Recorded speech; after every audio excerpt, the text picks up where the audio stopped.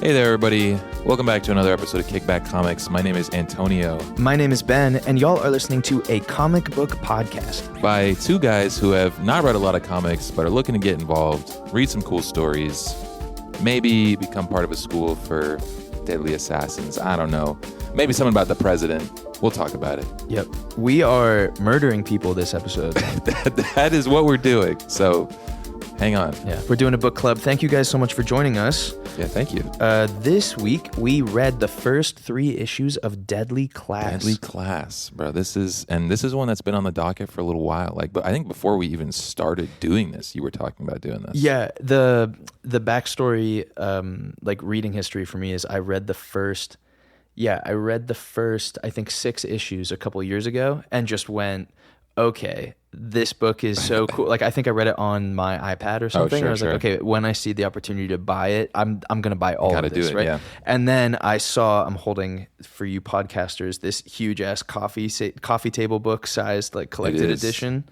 And it has the first, let's see how many it says. It's going to be like, 15 or something like that? It's pretty big. Yeah, it is. It's the first 1 through 16 issues. Ooh, and what's crazy close. though too is I got these so on sale at Comic-Con. I have the first 3 of these. Wow. So wait, how long? How many issues of this are there? Each one is 16. No, how many issues of Deadly Class are there? I think there's more than 3. I have It's exactly 56 issues. 56 issues. Yes. It's more achievable than Invincible. Yeah. But this is one of those that I think we'll try to read. We'll read through a good amount of it over time, I think probably. So. This has been this was like a super fun read, and we're doing, I guess, a couple less issues than we normally do, trying something out. But I think that this is like it's a good 3. It gets us in the story, and it's going to be exciting when we come back to it for the next 3 or however many we end up doing, for sure. Yeah. It's a really cool story, and let's jump into some context. The creative team of Deadly Class. The writer is Rick Remender. The artist is Wes Craig. The color artist is Lee Lowridge. Yeah, or Low Ridge or something like that. Low Ridge. Yep. Regardless, Shout out to Lee. The colors in this book are incredible. Yeah, super fun. And then letterer is Russ Wooten, who we've seen before. We're recognizing names here. I know, this is feeling good. We're going to have to change the intro at some point. We're going to have to be saying, like, we read a reasonable amount of comics, but we haven't read them all. We're coming up on our first year of recording. Yeah, honestly, it's going to be like when we get to this fall. So pretty soon we're going to be like, season 2. Season 2 is going to begin. We'll talk about what all that means when we get there. Yeah. We also need to have some conversations about what that means. But it means something. That's all you got to know. But season 2, get ready for season 2. You guys are not ready. Yeah, you're not ready. We're not ready yet, but you're also not ready. We're all going to get ready together. Yeah, we're going to it's going to be good. Find what it means to be ready. It's going to be super good. But they all went crazy on this. I'm having a great time reading this. I think it's just kind of like just off these first couple of issues, it's kind of messed up to say in a way because of how morbid a lot of this stuff is, but it's just a good story, I think, for sure. And I think it's just fun in the sense that, like, I don't know, I have a lot of fun with these types of things where it's like I don't know. It's kind of like it's a little bit darker, but it gives me kind of like some like Naruto vibes of, like, cool disenfranchised kid who's like coming up. Naruto's way less about, like, I guess, like revenge in the sense of like negativity, but it's like trying to prove something, going up against these systems that have like held you down or whatever else. That's always my kind of classic throwback one there. And we also talked about Catcher in the Rye too. That's like another. Mm-hmm. I do not remember enough of that, but I think that there were definitely some kind of parallels of just like this, these disenfranchised kids, right, that are living in this world. Yeah, this story definitely has a very intense tone. Yes. Kind of edgy, non-apologetic. I'd say it.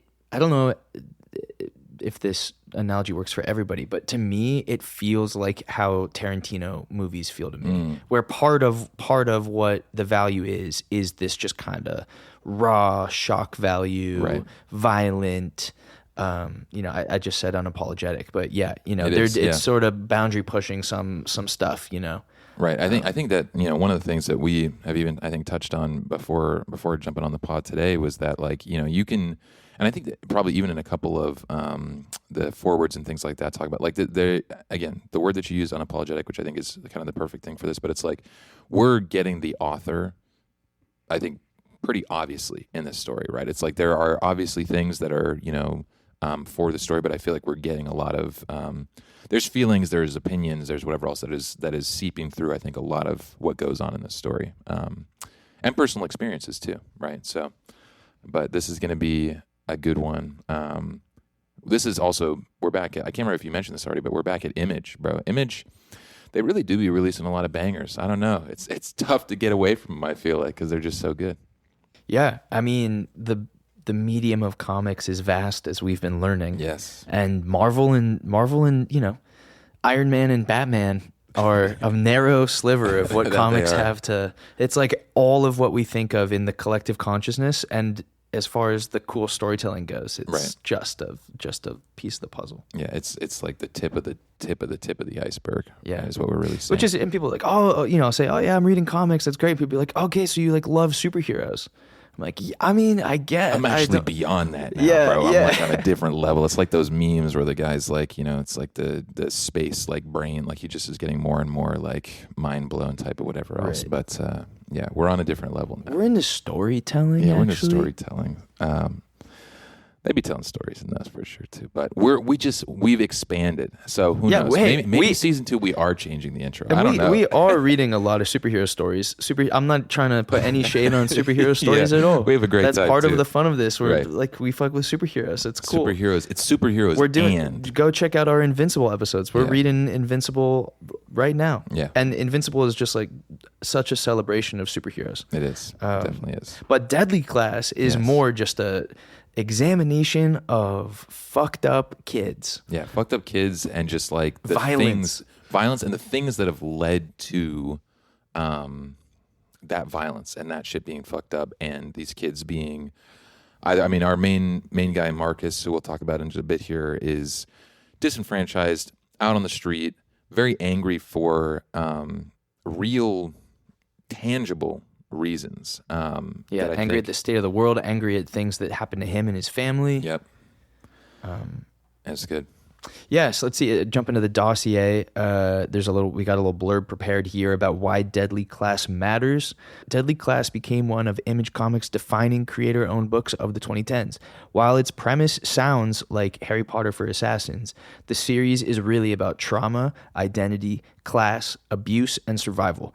Much of Marcus's perspective is drawn from Rick Remender's own experiences growing up in the punk scene of 1980s California, giving the story an unusually personal voice beneath its violent exterior. There you go, right? That personal voice. And this is also just, and another way fun for me, being from California. This is in the Bay Area, right? That's where all this shit is going down. When I moved to LA, my lock screen of my phone and my computer has been Deadly Class. It's like the gang from Deadly Class hanging out in front of a 7-Eleven. That's so funny. I'm like, now it's so funny that you guys are hearing this, because I've just been seeing these like lock screens on Ben's like computer for the longest time, right? And now I'm contextualizing all of the things that are going on, and even I actually don't even think it's in the part that we're getting into today, but 7-Elevens are involved in this story for sure. Yeah, 7-Elevens are a big part of our life here in the Valley, in Los Angeles in general.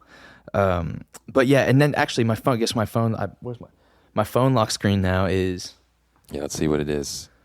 Oh, wow. Yeah, we got it from our boy Silver Surfer. Yes, sir. Yep. And that inspired me to change it. So, yeah, it's been Deadly Class for a few years. That was sort of the energy I was trying to bring into my move to LA, Just murder, no fucks given. Yeah, I'm trying to kill people. Yeah. I'm trying to do drugs and kill people. Yeah, which half of that will happen in LA, and I guess depending on where you're at, you get to pick what half. But right.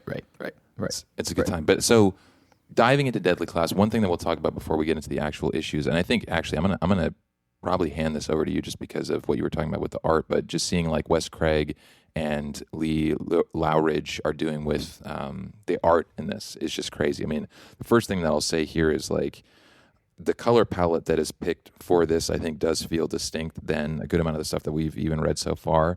And I think that, there's a lot of really, really cool art. It's funny. It's one of these things, and it's kind of fun for me and Ben, because there's a lot of times where when we come to this, come to do this podcast together, that well, Ben will be like opening up a book and saying, "Hey, bro, you got to check out this like thing," and I'll like turn my computer around and we've taken like a screenshot of like the same thing, and there's a lot of that goes on here, but there's just a lot of really really cool, not only color usage and stuff like that, but just the way that the panels play with each other. We're going to have to talk about our boy Scotty again, of course, and just the kind of these moment to moment things and whichever else, but. I've enjoyed this so far, and I think that especially like the action that we end up seeing. I don't know if you guys heard there's fireworks going on. Yeah, it's the 5th of July. We're still going. Yeah, we're still going. But I really enjoy, I think, the way that they do like the action and like the choreography of this stuff. There's actually a specific scene that I think we'll get to talk about in this, but yeah, it's choreographed. Like that's the word that I want to use. It's choreographed very very well. But anyway. That's kind of the intro to the art. What else do you got to say, Ben, about the art? About the art in general? I mean, I think one thing that's really striking about this is the way they set up the panels, right? That's our big thing from the core thing we're always trying to talk about from Scott McCloud, understanding comics, is their use of storytelling through these panels, right? Right off the bat, all the panels are just white negative space that cut these lines through the art that is taking up like the whole page, basically. And that they never break that. At least in what we have so far, what we've looked at, it's entirely that way. So it feels so uniform. It feels super like designed in that way. All the panels are usually just like rectangular, but they're in all sorts of different directions. When action is happening, they'll have them slanted to the side. When something chaotic is happening, they'll have them in a jumble. One of the coolest uses I've seen so far is they'll have these huge splash pages that are of a really zoomed out like overhead shot of the scene. Right. Almost looks like a Where's Waldo type page. Yes. I mean, that was the first thing that came to my mind with some of these was Where's Waldo for sure. Right. But and then within that larger picture, there will be zoomed in smaller panels that are telling our story and letting time pass across this larger picture. They do that a couple different times, and that's just remarkably well done. The biggest thing though is color. I mean, the use of color is just phenomenal. It's so stark. There's very little shading. Everything is just these block fill sort of techniques. It also, each page is thought of from like a color perspective, like as a whole, and that energy really carries through what's going on in that scene. It will be it's not just like setting to setting. They'll change the color palette. They could be in the same setting, but what the energy, like whatever energy is happening, is what it's going to be depicted in. I'm looking at some of these pictures here. Like we've got a motorcycle chase, and I was again, that's what I'm talking about. I was just literally looking at that right now, doing the same thing. Everything is maroon. Everything is burgundy, like these really dark, specific reds. And then you turn the next page, and we're inside the cop car, which is all blue. And then they crash, and they're fleeing, and now everything is yellow. So it's just really fresh and cool. Again, guys, we're trying our best to convey beautiful art through us just... You got to go pick it up. Saying words like, you got to look at this shit. You got to look at it. Obviously, check the IG. It'll be up there too, but go get the book. At the very least, check the IG, which is Kickback Comics Pod _ pod maybe. Yeah. On Instagram. And I try to carefully select. I can only post 20 at a time. He does a but good I try job. to carefully select the 20 most relevant pages, and I pick some cool ass music that fits the tone. That's true. And you can listen to the snippet of that song and look at the art. And it's gonna feel good. And you're gonna be like, that's what they're talking about. I get it now. Okay, random thing. This is just a random interjection before we get into the realness of it. So first thing, I was looking up Where's Waldo, just because I wanted to see, again, 1987. That's when the first book comes out, which makes sense for also the timing of when the story is going on. Funny thing I also just learned, it's called Where's Wally. Oh, originally. Yeah, I did not know that. It's literally, bro, we're getting like translations from like UK and Australian English into North American English where it's Where's Waldo, bro. Who is Waldo? Bro, we got to find it. There it is. But anyway, Where's Wally? That I almost felt like I was having like what do they call it? Like the Mandela effect or whatever else, where you're like misremembering. But Whereas Waldo also existed. Yeah, So that's funny. I haven't thought about in that in a while. I've spent a lot of time living and traveling and stuff in Europe, and there's hella stuff like that I like forget about. Where it's like, oh, you guys just have it's the there's same a different thing. word Yeah, for that. Yeah. But anyway, shout out Wally. Shout out Wally. Shout and out Waldo. Yeah, the boys. All right, let's get into it. Deadly Class issue number 1. I'll read our little issue summary here, and then we'll get into the deeper parts of this. But so our protagonist, Marcus Lopez Arguello, is homeless in 1987, San Francisco, the year of Wally, the year of Wally, 1987. in the year of our Lord and Savior Wally, 1987, San Francisco, living with the weight of a violent past. After a police chase, he's rescued by students of this school called King's Dominion. It's got a longer name, which we'll talk about, but it's a secret school for assassins. The master of this school, Master Lin, offers him a place at it, seeing potential in his anger, survival instincts, and also the revenge that he wants to enact upon specific individuals. And this issue ends with Marcus stepping into this kind of dangerous new world where he's been homeless. And a lot of this first issue is him experiencing that and just dealing with the shittiness that is being homeless. But then, he gets into this new world unexpectedly, and it's going to be a crazy ride from the beginning. But so this was an interesting first chapter. We get a lot of the lay of the land of who Marcus is, just the things that he's experiencing, being homeless, the death of his parents, which is, it's pretty like horrific, that whole situation. But it's not cute. It is very much not cute. That is correct. Yeah, it's again unapologetic. Yep. It's a pretty brutal snapshot of what life on the streets could be like for a teenager, for anybody realistically. But we get literal shots of him just begging for money. He's saying, "I've been paranoid lately. I feel like I'm being watched, but nobody sees me. Not really. They just look through me. Mm-hmm. They wonder if I let this happen. They must think I'm weak. Can't imagine that they would end up here." That's always such a classic. And I think I'm going to even keep reading the thing that you did because it was one of the quotes that I wrote down. But he says, someone walking by them in their shanty home, ignoring their existence, it's just way easier to judge the poor than to be charitable. Easier to think I've done something to deserve this. And in my case, maybe they're right. And they got this really like devious image of him when they say that. So there's something that we're going to learn here. We haven't learned it yet, but maybe there's some shit going down with Marcus. Complex idea of deserving that, but Marcus is a complex guy, as we'll go on to learn. He ends up, he's trying to get some money from these guys, and this guy gives him like a paper. I think he gives him just like the job section of the paper, and Marcus steals his wallet and thinks about even going and paying him a visit later. But the big thing that we get here is going through these months where Marcus is sleeping in the rough, sleeping outside, and we get this memory of basically how his parents ended up dying, and I might actually end up reading kind of the whole chunk of this just to give you guys the background of his parents. But he talks about the thing that's keeping him awake is not the cold in him thinking about the winter, but he says it's the dreams of sunshine. Seeing the two of them again makes the cold that much harder to bear. Marcus Lopez Arguello, he had to change his name after we came here, so I took it. So this is about his dad and mom. He says his dad was a cop who was tricked into helping Reagan's CIA smuggle arms to the Contras. The Sandinistas blew up our home in payment. This isn't a dress rehearsal. This is what his dad said to him. This isn't a dress rehearsal, Marcus. You only get the one turn. Life is a series of unique opportunities. It's our job to find the happiness in each one.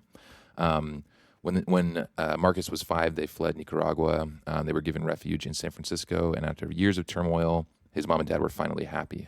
And Marcus was trying to, but what ends up happening, he ends up saying that he starts kind of realizing that everybody's going to die at some point and that bad things are waiting around the corner. And in the end, all of that anxiety, all of that worrying about the future, it doesn't change anything. What we end up learning is that, and this actually goes into what his whole revenge story is later on, but he says Reagan cut funding to U.S. mental health facilities, releasing hundreds of mentally ill into the streets, including Barbara Salinger, suicidal schizophrenic. Barbara Salinger, who made every fear I ever had come true. And one of the things that he doesn't say outright here, but we end up seeing through the panels, is this woman basically ends up committing suicide. I'm assuming this is off of Golden Gate, the Golden Gate, which is very much a thing. but she ends up committing suicide off the edge of that bridge, and she lands on top of both of Marcus's parents and killing them both immediately. And so this is yeah, terrible. I mean, all of these panels are also just like Horrifying. yeah, horrifying. And almost, I don't know if you've ever actually seen. You ever seen the movie Schindler's List? Oh yeah, with the red. With the red. So there's a little bit of a kind of thing right there, but a lot of these panels here in the memory are gray, except for this kind of red balloon, and then the only other red that appears after that is all of the blood after the suicide ends up happening and killing both of his parents. So really intense off the bat. And so yeah, so that's really the origin of our main character here. Is he wants to kill Reagan. Yes. And a big part of that is Reagan he cut funding and changed regulation all across America in many ways that we're still grappling with now. Yep. In the real world. Just Google that shit. Google Reagan and you will have a very sad time probably. But regardless, one of the things Reagan did was release all of these homeless people that had been in mental health facilities throughout the country, just kicked him out, and then this lady, schizophrenic lady, committed suicide on top of his parents. Yep. How wild, how novel, what a crazy background. And then he ends up going in and out of different foster homes, living rough, and then ending up on the streets as a teenager. Yep. Which also just relates, part of the thing we're examining, homelessness tied to, Reagan putting all these people back on the streets who were in facilities and whatnot. Clearly something that the author is trying to examine. Also, him being from California, the homelessness and housing problems. Yeah, the epidemics that are happening. I mean, still a lot of this stuff is going on, right? And it's which is part of difficult. what makes this book so cool to read. Is this book was published in the 2010s. Right. It's set in the 80s.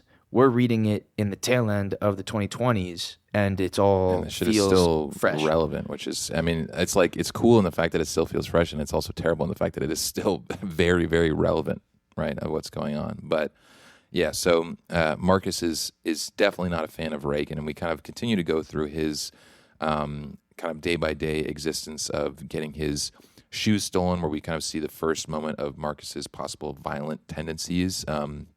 I mean, he's getting his stuff stolen. This guy's stealing his journal, which is something he really doesn't want to lose. But he basically almost ends up killing this guy until he learns that the guy has an infection. He actually ends up giving him the shoes, but he just wants his journal in his backpack. And so he keeps that and keeps going on. And we also start seeing that somebody is definitely watching him.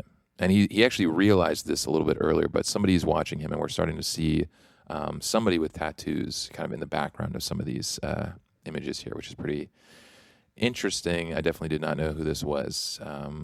Yeah, and we don't even know it yet, but we're getting introduced to some who are going to be some of his clique when he ends up at the school in the deadly class, as it were. Yeah, as it were. But yeah, some other big moments from the first chapter is it looks like he is actually going to commit suicide himself. Yep.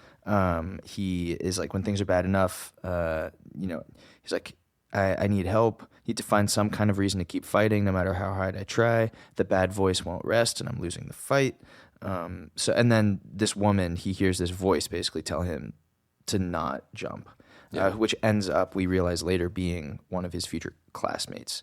Then we have this whole scene where police are sort of after him and start chasing him. This is actually, I do love this scene. This is the one that I was thinking about when I was thinking about choreography. This is during Dia de los Muertos, and this obviously, I think this is in the Mission District in San Francisco, and the way that the action is interwoven with the dancing of, I think what we actually end up learning on later on is another member of the deadly class, but the inter kind of splicing of the action and her dancing and the way that they do all this stuff is actually really kind of really beautiful the way that they go in between this, and I like this piece of this a lot for sure. Yeah, it's amazing. She's got the full makeup, like her face is like one of the sugar skulls or whatever. Yeah, skulls. And yeah, so we see she's there dancing. She's causing the distraction. We've got our boy Willie tells him, "Hey, it's a sting." Basically, give him the heads up. He needs to run. We don't even know Willie yet. We don't even know him yet. Yeah, exactly. But he says, "Hey, brother, you got to get out of here." Then the character that we later learn is named Soya, right? Yeah, I think Saya. Saya. She has a motorcycle. She's just like, get on. She calls it. It's kind of like girl with the dragon tattoo, kind of looking Yeah, she's Japanese, we learn, and she has hella tattoos. Yep. Which is sick. He jumps on the motorcycle. That we have this whole amazing police chase. This is some interesting panels in here for sure. Yeah. Oh my gosh. At interesting angles, making it feel like they have momentum. Also, like similar use where there's larger pictures, and then our characters are like pictured multiple times, leaping throughout the artwork in ways that are crazy. But yeah, she is really on some X Games mode. Yeah, bro. I wrote in my notes. I was like, this girl is a ninja. I was like, God damn. Yeah, she's like doing flips, busting through windshields, kills a cop. It's wild. Our main character is just barely making it through all this. Just holding onto the motorcycle. And then she ends up stabbing a cop who's going to shoot him with a katana. And so basically this whole thing, it's real violence. It's not like PG-13, whatever violence. The violence depicted in these books is in some ways realistic. Obviously people aren't always like front flipping between cars and stuff, but but they stab people and shoot people the same way. Yep. They definitely do. We all do. And this is also where we start to get, I mean, within kind of these probably like 10 pages altogether, there's like moments where kind of what Ben was talking about earlier, where there's color, right? There's like red, which is like kind of takes over for a moment. Then we have these moments of blue, these moments of yellow, where like everything is tinted this way. And it's fun. I feel like this is something that maybe I probably have thought about it in some ways, but like, using color as like a storytelling device, right? Like this is to a certain extent kind of giving us the separation of the moments, right, through color. It's like each of these beats that are happening are like, there's like the beat that's red, there's the moment that's like yellow, there's the moment that's blue, right? And each of these are distinct moments in their own right, and that color palette gives them even more of the vibe. Like it kind of works for actually where they are too. It's like you're underneath these bright lights and you get this yellow tint to everything, but it also works very, very well for the feeling of what's actually going on in the scene as well. Yep. Yeah, it's amazing. You guys just got to look at it for yourselves. Yeah, you really do. Narrative wise, this guy, what's his name? Mr. Lin. True. Yep. Master Lin pulls up. They've kidnapped him. All his classmates after they escape him. from the cops, he gets kidnapped, and that's when we learn that all these people that have been helping out with this escape are part of the deadly class, as it were. Right, and he's basically, this guy pitches, Master Lin's like, hey, your life sucks. You should come be in my school, and we're going to train you to be one of the world's greatest assassins, surrounded by other assassins. And it's going to be sick. It's going to be on some John Wick shit. That movie's not even going to come out. But yeah, for a minute. And Marcus is like, nah. Yeah, and then, he changes his mind. Yeah, girl comes out. She says, "Hey, what if you did do this?" And he's like, "All right, you got a good point." Also, same woman, same girl, peer, who told him not to commit suicide, got him on the motorcycle. She's really the one, like turning his life around here. Yeah, and she's, or at least turning it in some direction. Turning in a direction. Yeah, in a direction. It's not like they're getting hit right. It's not like, hey, come be happy. It's like, bro, your life is already so bad. At least you can sleep somewhere. Am I right? Yeah, we'll give you a bed and make you kill people. Yeah, and so that will be better than what you have going on right now. Yeah, and so she actually, one of the things that Master Lin says is, his choices are now on your head, Saya. So she's going to be kind of the one who's taking control of this stuff. And we learn all the rules of their society that's in there. Basically, that if they ever, if he ever reveals the location of the school, Master Lin says you will be eviscerated in your sleep. There's no unsanctioned killing, no sex, no drugs. Tough first couple of ones. They don't really follow those. They don't quick. follow that at all. Mm-mm. No disobedience. Do what your instructors say. And they see a lot of raw talent in him, but he gets introduced to the school, and I guess this is underground. I guess it is. Yeah, I think it is. They go through all these like tunnels and stuff. So it's like a whole park, it's like a Hogwarts adjacent looking. Yeah. But I guess underneath San Francisco. Yeah, the King's Dominion School of the Deadly Arts, and we get this full big splash page that shows us what this place looks like. It's kind of like a haunted mansion type of thing. They got the Grim Reaper statue out there, but we get this really kind of crazy blue hue of being underneath. But that's what wraps up issue number 1. Crazy. I mean, it's intense off rip. We're getting a lot of action. We're getting a lot of violence. We're getting a lot of important backstory to who Marcus is himself, and yeah, I mean, we're about to just get deeper into it. It ramps up pretty quick, and so I'm gonna dive into issue number 2. Do you want to do the summary for this one? Sure. Yeah, I can read it. All right, so issue number 2. Marcus begins adjusting to King's Dominion and learns how brutal the school's social structure really is. High school. Yep, it's tough. He meets different cliques, including legacies from major criminal families and other outsider rats like himself. He starts forming connections with Willie, Saya, Maria, and Billy. The issue sets up his first real assignment: to kill someone who deserves it. Yep. Which is wild. Basically this is him getting acquainted with the school, right? We learned some, like we sort of mentioned, every student from Dominion sort of comes from a different criminal tradition, and it's referencing a lot of that. Like we've got the Yakuza, we've got cartels, we've got the mafia, street gangs.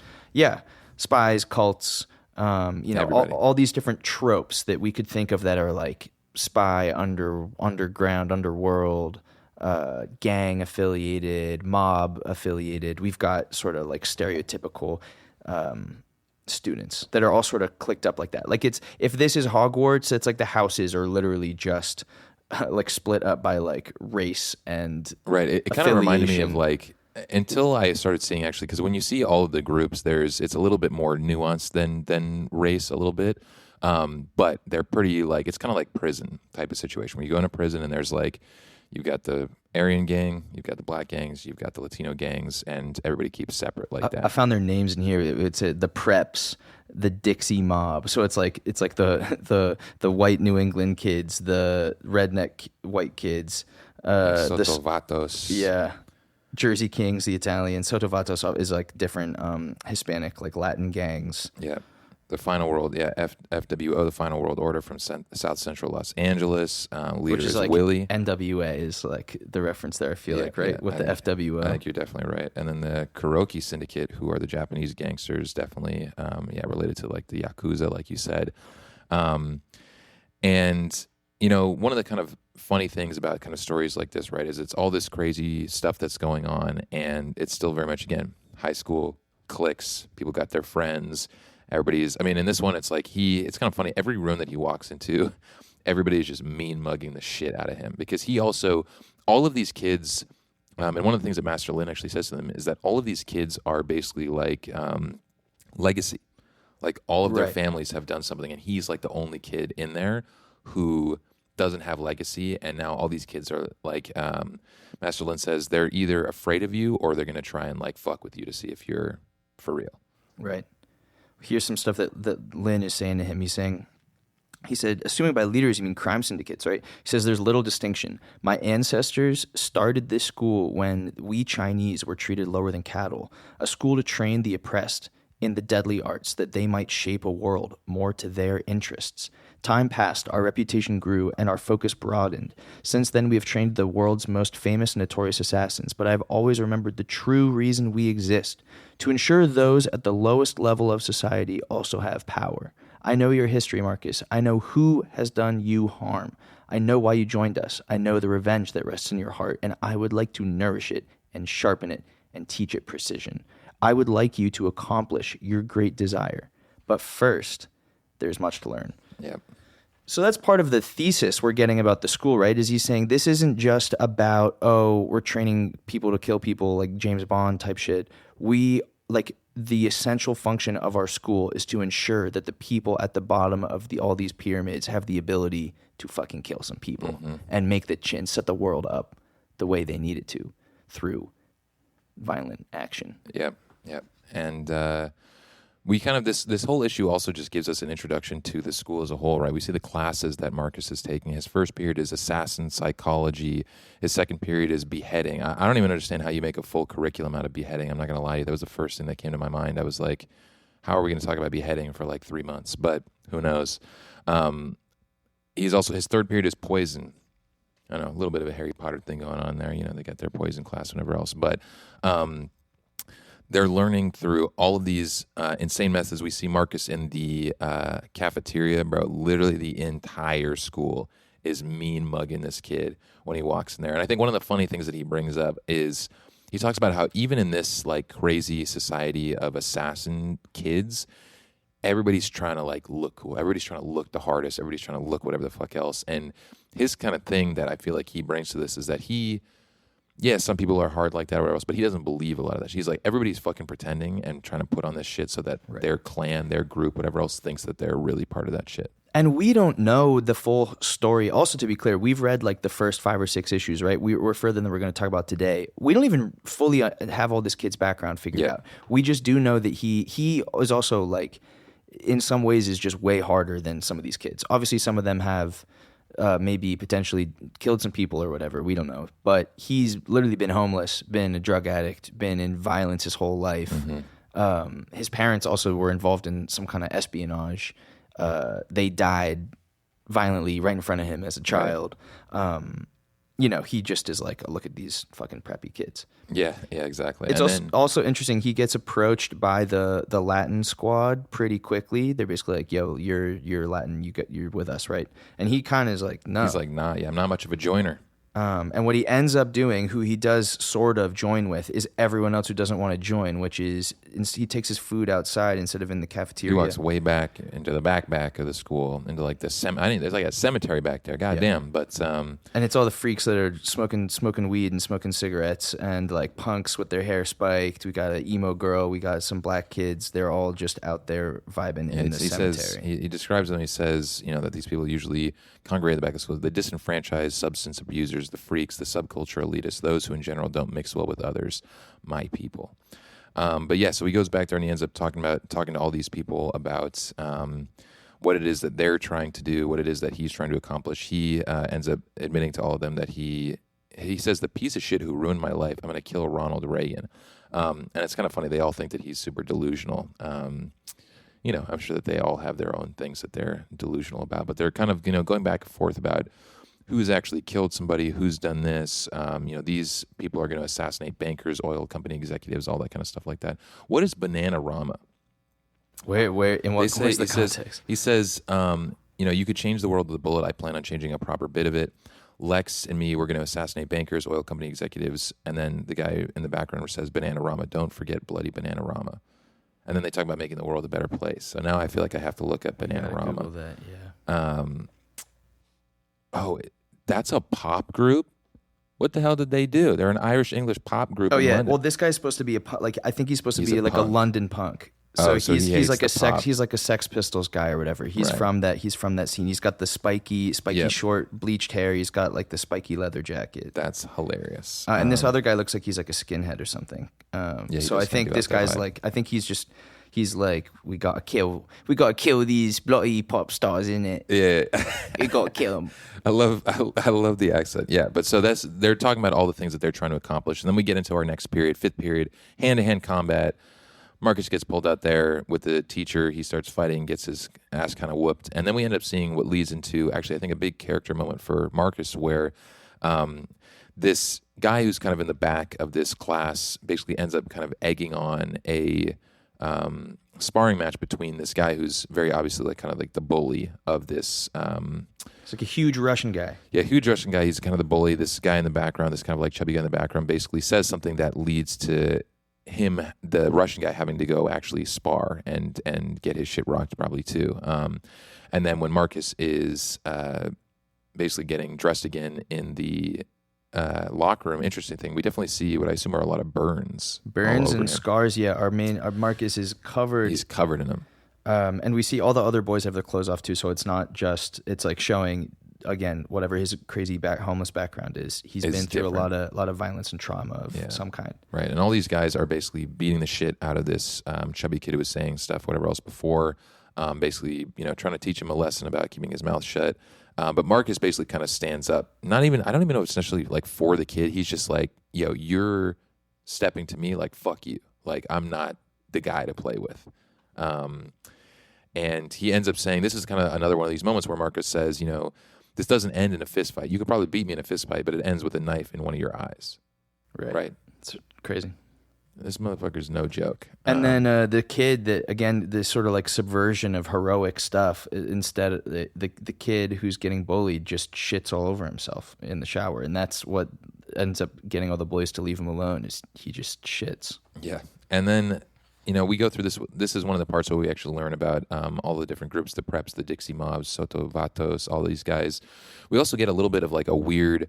I didn't understand exactly how this happened, but basically he gets put into this AP Black Arts class, and the way that he gets basically selected for this is some person in a cloak like walks by and hands him this like little ornate box with like a I don't even know, it's like the skeleton of like a rat inside it or something like that. And like a heart. Like, doesn't that look like a heart cut out or something? It does. I'm like, but anyway, it's like, oh, someone must think very highly of you. So we're also learning again what other people think of Marcus. Not only do the kids kind of want to fuck with him because they think that he's hot shit for some reason, but whoever is, I think this is again is Master Lin who's putting him in these advanced classes. And I think people are interested because everyone else is like, oh yeah, my dad's from this gang, my mom is this assassin, like my family is involved with this, versus he's just someone who in the middle of the school year is just getting scooped off the streets and they're like, oh shit. Yep, exactly. And so our last class here for the day is AP Black Arts. And this is all about the art of ritualistic execution, which is pretty interesting. And I do think that that'll definitely come back for probably the way that Marcus wants to do things in the end. But there are a couple of guys that are making fun of him for what it is that he wants to do. And this teacher actually ends up standing up and saying, you'd be wise to learn respect for a man's thirst for revenge. It takes an iron resolve to actually follow through on that. And so even the teacher here is standing up for him as well. But they get their first school assignment, which is absolutely wild. It's you have to kill someone. Tonight's assignment, you will see, he says, revenge can fuel that resolve. As you will see on tonight's assignment, as you will see when you attempt to kill a vagrant, your victim must have committed some evil in life and earned this end. You will judge them and you will execute them. Ensure the vagabond is dead. Take pictures. Hide the body. And if you are caught, kill yourself, or one of your classmates will be sent to do so. Are we clear? No more laughing? Good. Have the assignment completed by tomorrow's class. Select your lab partner and go. Lab partner. Hilarious. So he's literally, it's crazy. Like the schoolwork they're getting is go stalk some homeless people, pick one who you can determine, like find some proof that they did something bad, and then kill them. Yep. Prove it, hide the body, get away with it. And by tomorrow. Yeah, by tomorrow is crazy. And it's like, who knows if it's day or night and down here, but this also sets up the first, I feel like, kind of friendship that Marcus ends up happening, which is with this kid, Willie, the dude who's from South Central, who's kind of the leader of that, the game. What are they called? They're called the Final World Order, FWO. He basically says, I don't know who here's got the nerve to pull this shit off, but my money's on you, my crazy new Nicaraguan lag partner, right? And so this is the beginning of their friendship.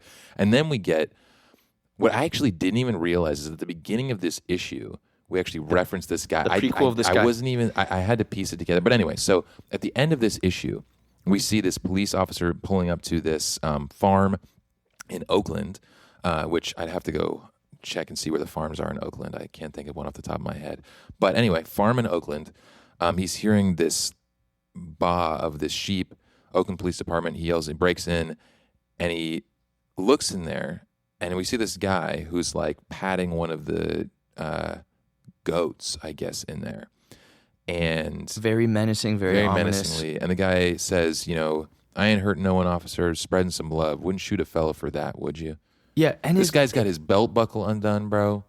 Yeah. We think this guy was fucking this goat. We're pretty sure. I think he was definitely fucking this goat. But he drops this whole load of bricks on this cop. And what he ends up asking this guy says, rumor has it that the son of the bitch who torched the boys' home a couple years back. And so we're learning that this is a kid that Marcus knew from before. This is definitely not a kid anymore.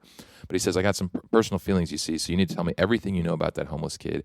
And officer, if you think I was fucking that goat hard, wait till you see what I do to him, which is just a crazy fucking sentence. Insane. And then we get the look at him. We get this huge whole page shot of his face holding up this Polaroid of Marcus. Yep. And he is deformed and burned. Yeah, he's definitely gone through it. We can learn now one of Marcus's past adventures was burning down a boys' home that he was living in, and at least doing catastrophic burns to this guy, at the very least. We also Antonio's pointing out this chapter begins and ends with him. We got this flashback to the Sunset Boys Home in 1986, so the year, I guess, before. Oh my god! And the kid's jerking off, Yes, he's looking at jerking a off to poodle. a dog. Yes. Yeah. That was the shit where I was like, because when I first saw it, I was like, is he like, and I was like, maybe he's just like chilling. Like, some people just chill with their hands in their pants, whatever else, right? Yeah. When you're lying down. But this kid is talking about this dog, basically being like, good dog. I had a good dog like that. Dad took her away for a while, but she was a good dog, all this weird shit, whatever else, right? Ew, what the Also, it's crazy. He like says something to Marcus being like, what are you doing over there pud pounding to this sweet dog show sound, right? It's like, he's almost making fun of. I mean, this kid Yo, looks and like Marcus a freak, is by the making way. a bomb. Yeah, he's making a bomb. We could put that together now. I didn't understand what that was when I read this page. He's definitely but- making a bomb for sure. Yeah, so Marcus's arch nemesis seems to be this crazy fucking kid who bullies him and brags about jerking it to animals and fucking goats and shit. I don't know, bro. He sounds like the kind of guy they could probably kill. He could probably get away with that for sure at some point. Yep. We'll see. But again, this is Tarantino-y, right? It It's is. like it's kind of gross. Like I'm not. is. It's like, why are you putting No, this it in is here, gross, bro? yeah. Like, why are you? I know. You're like, which is I think is interesting. It's like I think Tarantino has some of that same energy in his movies. Like there's things that people really Or like don't like grotesque. about them, or yeah. But again, it's like, hey, at least the author is going to such an extreme. Like, there's things that we maybe don't like because he's swinging for the fences so Yes. hard. Yeah. He's like, this shit is going to be gross and edgy and insane and violent. And if people fuck with it, they're going to fuck with it. And like, I'm going to do it that so hard. I'm going to commit Right. to such an extent that it might be off-putting. That's always the hard thing about art, right? How far do you go? Yeah, we feel that in music. I mean, especially both of our lanes that we work in mostly is sort of like pop, hip hop adjacent type stuff. Yeah. We're definitely trying to find stuff that will appeal to people. That's one of the things that we're considering Right. while we're making the art. But sometimes you also make art that's like you just are not sure if people are going to like it, and that's kind of like one of the beauties of art in general. It's like that moment where you put something out in the world, and you just have to accept that people are going to see it for what it is that they see it as. Yep. Everyone gets to interpret it. Yeah. Anyway, all right. Sorry, my fault. Okay. No. Issue number 2. Issue number 3 we're into now. Deadly Class issue number 3. So we've got a couple of new characters. We've got our kind of main antagonist, right, set up for what's going to be going on in the story. And now we're getting into Marcus and Willie going on to complete this assignment. So Marcus and Willie go into San Francisco to complete their assignment. When it's time to actually do this thing, Willie actually ends up freezing and doesn't kill him. He doesn't pull the trigger. And he goes on actually later on to reveal that his kind of whole backstory, which he talks about in this, where he supposedly killed 5 guys before he was 12 because they killed his dad. We end up learning that that's actually a lie.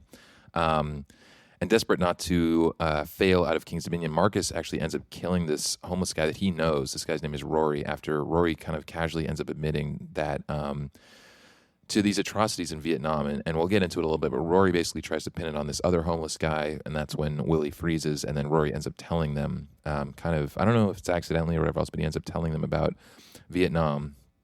And this issue kind of ends up showing that Marcus, when he's like pushed into a corner, feels trapped, feels whatever else, right? One of his big things is that he doesn't want to go back to sleeping and in the streets and being homeless, is that he is willing to kill this guy who he knows, who... When they go to this area and he's asking this guy for information, this guy knows him. They've, it seems like he's, dealt him drugs or whatever else before. This guy recognizes him, and Marcus is still willing to make the choice in the end. So this starts off with this kind of fun, like ninja scene of them like running across like the top of buildings, and it's kind of this interesting moment where I first actually started realizing that maybe Willie's not like who he says that he is. Marcus and Willie are jumping across this this building gap, and Marcus has done this a bunch before, or at least he says that he's jumped before, and he ends up basically betting Willie, and Marcus makes it, and Willie almost doesn't, or he doesn't, I guess, really, and Marcus has to pull him back up and save him. And Willie is like super scared. He's like crying, "Don't let me die," all this stuff like that. He saves him.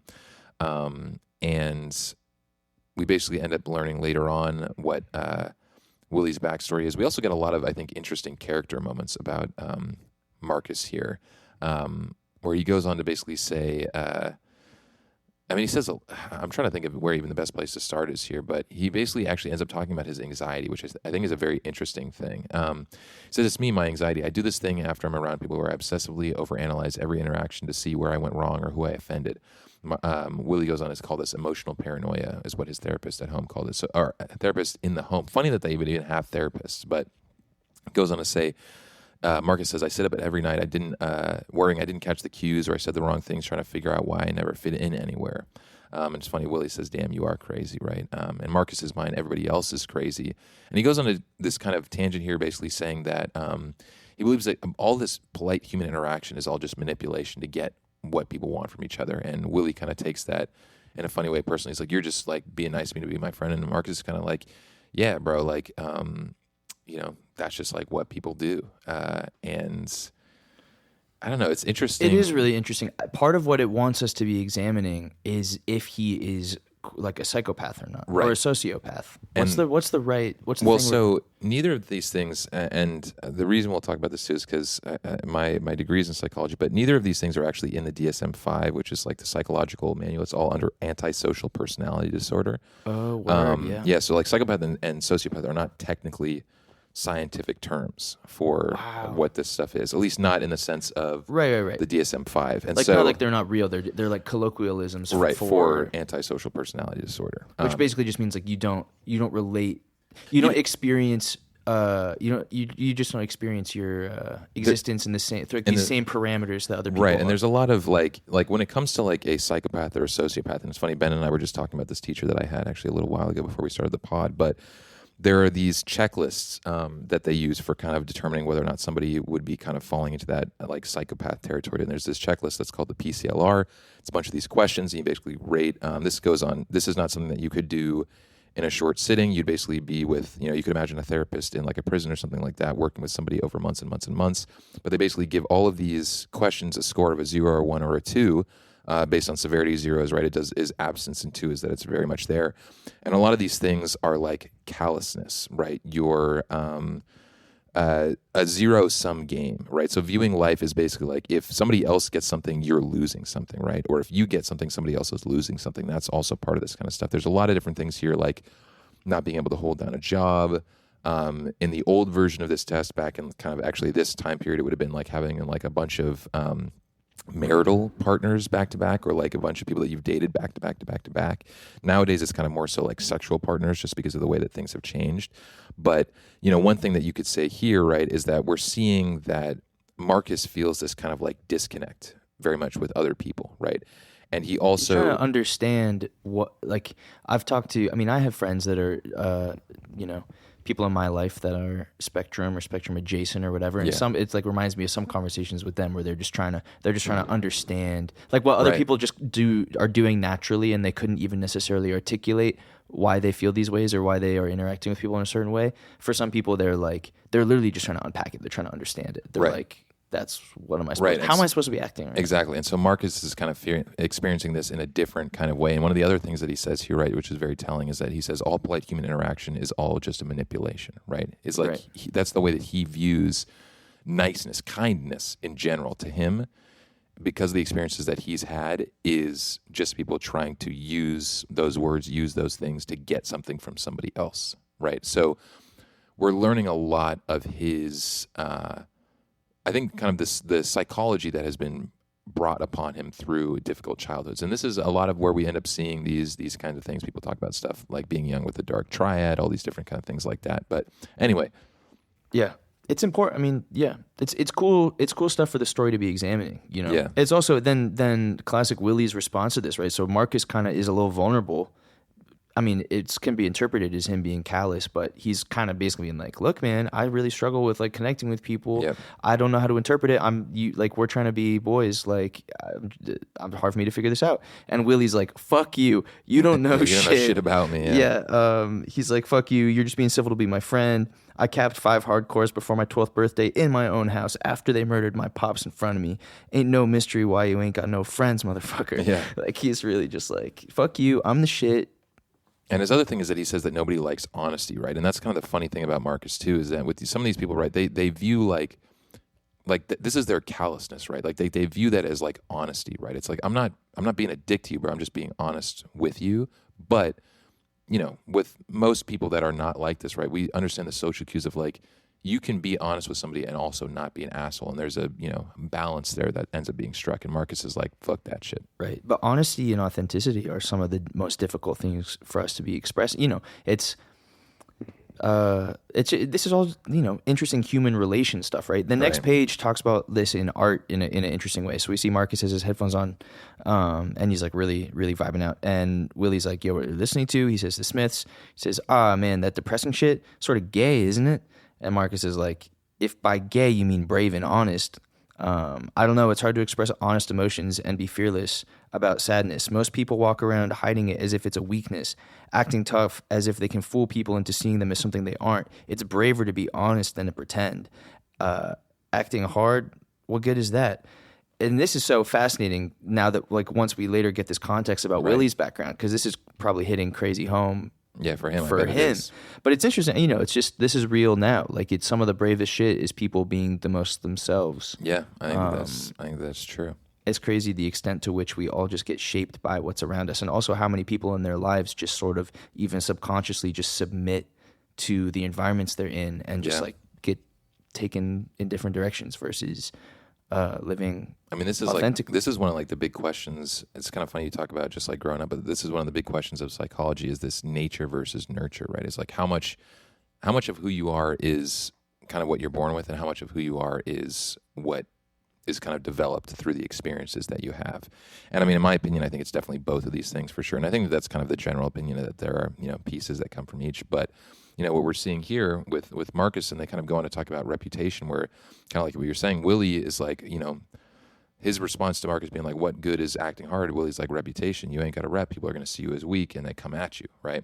And it's funny. I actually kind of love what Marcus says here. It's kind of this funny thing. He says, better expose your ankles and see which snakes bite. And then Willie says, he says, well, let me save you some time at this school. Like, everybody bites. Everybody's a snake. And Willie's response too is interesting. It's not just like Marcus has it figured out and Willie doesn't. It's like they have different takes on it, right? Like Willie says, the whole thing is about reputation. If you ain't got a rep, people see you as weak and they come at you. Which is, is and then Marcus responds about the snake bites thing, right? But it also he's talking about it in terms of the music he likes. Like he's like, you need to get into hip hop. Yeah. And he's like, no, that's old shit. You need new science. You heard Eric B and Rakim, Public Enemy, LL Cool J, super dope. That was some new shit, bro. Eric B and Rakim, that was some crazy shit. But then this is interesting where then they're smoking a joint and having this conversation, which is fire. Just shout out bonding with people, discussing art that you love over a J. That's like that's a hack for life. Everybody. Yeah, it is. So if you're one of those people who you're one of those people who quits bands when they aren't popular anymore. So you're trendy. You need to follow the trends. Other people dictate to you, like the girls in those leg warmers, which is interesting pop criticism, right? And then Willie's like, nah, I just like the new shit, man. Enough of this. What do I care what you listen to and where the hell you're taking me? He likes being up to date, and Marcus sees it as you just following trends versus he's like, no, I'm interested in the new. I'm always trying to understand be able to feel what's coming, predict what the current, like understand the now. Right. And I definitely relate to that in some ways where like I listen, like in my music consumption, especially back when I used to DJ full time, right? It was like I had like everything that came out, I had to listen through it once. Right. And then I'm building a mental model of where it goes, of music, right? Of current music, what people are trying to listen to, right? And that's a different component than just seeking out what most relates to you and your own experience, and then listening to that. It's like you're kind of listening for what is most voicing the experience of the zeitgeist of everybody right now. You know, it's an interesting psychology. I don't know if I articulated that, at all. Well, it makes sense to me. If you guys didn't understand, you will. Psychology. My understanding of all this stuff is I think that psychology is everything. Everything involves psychology, the way people think, the way they act, the way whatever else. But anyway, this next part of this here, they go to this homeless encampment under this bridge, and this is where Marcus runs into this guy, Rory, who he knows, and this guy asks him how he's been, right? This is, I think, another great contextual thing for what happens later. This guy asks Marcus how he's been. They kind of catch up, shoot the shit. This guy also warns him about the guy who is coming after him. That's from the boys' home. He says, monster with no face came through camp, and Marcus is like, no face? And he says, what I say wasn't anything I'd call a face. Stirred up the locals, gave us some terror. I know bad energy. I certainly know the formless face of Satan, which is pretty fucking crazy thing to say. And then this guy also, Rory ends up telling him, basically, this guy used to tell Marcus stories, which is another, again, crazy thing for how this ends. But this guy used to tell Marcus stories of this guy who, supposedly this guy knew from Nam, who had, women and children burned alive, all this kind of stuff. And so Marcus and Willie go to hunt down this guy. The guy jumps out with a knife. Marcus actually ends up realizing it's the same guy who stole his shoes before. And there's this moment where Willie has a chance to shoot and kill this guy, and he doesn't. He actually has multiple moments, and they make that that's shown, again, throughout these panels. And I'm actually sorry, I'm just looking at the way that all the brick and stuff like that bend as this guy's running away. But because it's like his anxiety and like everything's distorting the way time is moving different. Exactly. It's all kind of like slow. And there's so many moments that he had. And again, it shows a lot of things about Willie here. One, he doesn't shoot, and then he throws the gun afterwards, which just crazy amateur. Not gun safety at all. And the gun goes off and almost shoots Marcus in the head. And then Willie goes on to admit, he says, I'm no killer. And he says, what about all this stuff with your dad? And he says, it was true, but not like I said it. Basically, these guys ended up coming into Willie's home, and they did kill his dad, shot him so many times in front of him. And then his uncle basically actually ended up showing up. And it is his uncle, right? Yeah, his uncle killed those guys. His uncle killed those guys and basically gave Willie the gun and said, you got to take it, and so you can have some credit and some rep and be safe on the streets and shit like that now with whatever goes on. And it's crazy because Willie's crying through this and whatever else. And it's interesting. Marcus understands. He says, you were just a kid who drew a bad hand, nothing to be ashamed of. I'm no different. And we also see that the same guy. Interesting thing about this guy too. This guy is like I'm talking about the faceless guy who's chasing after him. This dude is like super homophobic for no reason. Like I'm sure there's some reason whatever else, but he keeps calling all these guys like the F word and whatever else. He calls Marcus the F word when he's with him in the boys' home. Then he calls both these guys the F word when they're having this emotional talk together. So I don't know if that's gonna be something that comes up later on. Maybe it's just a thing for the time. Also, obviously, San Francisco is a very big LGBTQ center, so there's maybe some kind of interesting stuff that could go on later on with that. But we're learning a lot about Willie. And then we go back to Rory. They sit down and end up talking with him. And I don't know, Ben, if you want to take kind of what goes on with this, but unlucky. Yeah, I mean, basically, Rory is, he's the homeless friend of Marcus's, right? At least they had some kind of rapport or whatever. They grew up around him, at the very least, yeah. Yeah, mm-hmm. But basically, they share food. He gives him, like, expired chili from a can, which Marcus is eating, and Willie's like, that's disgusting. Yeah. He talks about being in Vietnam. Basically, he says, let's find some good stuff. Willie asks him, how did you end up out here? And he says, I watched most of my friends die in Nam. I lost my little girl to a car wreck while I was over there. Came home to venom, people cursing and spitting. Parents died not too long after that. But, it's impossible to describe it all. It just broke my soul. And when you go through shit like that, Zippo torch a village, well, that shit don't ever leave you. And it shows this picture of them in Vietnam, and it's him and their boys. They're even younger like looking than Marcus and Willie, which is really, again, part of what I think there's like parallels between what was going on in Vietnam and the ridiculousness of this school for assassins, right? Right. Where we go, oh, what? Hogwarts for kids doing murder? That's stupid. And then it's like, That's actually such a great point that you're making right there. I mean, that like this school is going into the, especially us being Americans, like we were sending people to die before they were allowed to drink. Yep. What are we talking about? Yeah, there's something broken. There's something wrong there. But they have this and conversation. Goofy, like what the hell? That's goofy like Assassin Hogwarts. Yes, exactly. It is goofy like Assassin Hogwarts. Also, shout out this guy's wearing a San Francisco Giants hat. We're in the place. But Marcus says that he has to go take a piss, and then Rory is telling Willie some more stuff. He says, I ain't got shit going for me, no skills, sort of dumb, I'm ugly as sin. Hell, face like Marcus says I could have done something. So he's complimenting Marcus. And then he says, but I sure ain't no pretty boy like you, pretty boy. And we get this first moment of maybe not the first moment, but the first moment of this part of Marcus's trauma, where we see somebody touching his hair and his head as a kid, saying "such a pretty boy."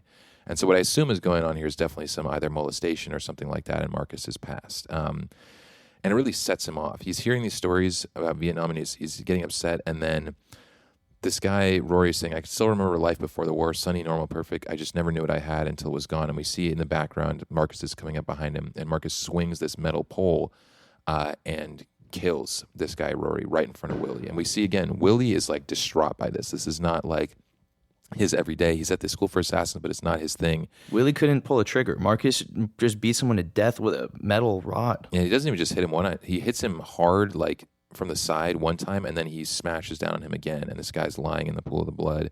And Marcus just says one thing. He says, "We got nowhere else to go."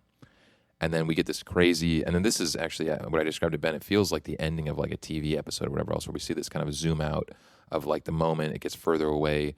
We see also the American flag in this as well, which I think is definitely like a kind of, again, that metaphor of the school of assassins versus like, you know, being in the military, whatever else, right? I think it's definitely being shown here, at least in the U.S. military. And then we zoom out, we get this great moment of, again, being in San Francisco. We see the bridge, and that is what wraps up issue number 3. The boys did their homework assignment. They did do their homework assignment, as far as we know. And I mean, I remember reading that, bro. I did not think he was just gonna whack him like that. I was not. I would like my mouth was open when I was actually reading that part. And it's tough, bro. And it's also just like, I think it also just upset Marcus because this guy obviously had like lied to him his whole life about who actually did these terrible things in Vietnam. Right, which we get in the next issues. We're gonna wrap it up here for now and just do this little 3-issue conversation. But yeah, we do get a little more context later on about Marcus's decision here. Yes. But it you know, I think a lot, like you're saying, it's really dope how much psych type conversation we can have. It's everything through this. Yeah. Everything. It's there's a lot, like Deadly Class is really like the themes that it's trying to discuss are cool, and the art is incredible. Yeah, this is a thoughtful book, and I think is another one that it lends itself to actually conversations like this, right? It's like there's a lot of things I think in here that some of the things that make them so, I think, fun and interesting for us is the fact that we do get to talk about them and explore them in a deeper way and bring in stuff about either psychology or about, you know, what we know about the military and things like that. And it's cool to find these like deeper meanings to everything that's going on here, right? Other than a cool story. Just being alive, relating to people. Yeah. I mean, these stories too, I think maybe if you guys are thinking about what type of, like, if you want to dive into this and check it out, maybe one thing I could say is it definitely seems, even having read a little bit more, the type of story where you're not necessarily supposed to be like in love or super relate to your protagonists necessarily. It's more on that sort of like Game of Thrones line where everybody is gray to such different extents that it's more sort of like picking and choosing what it's just like moments. Yeah, you relate it's to not even people. It's like moments that you relate to, and that may extend to the person, but or also characters that you root for characters in certain contexts, right? But they're bad people the whole time.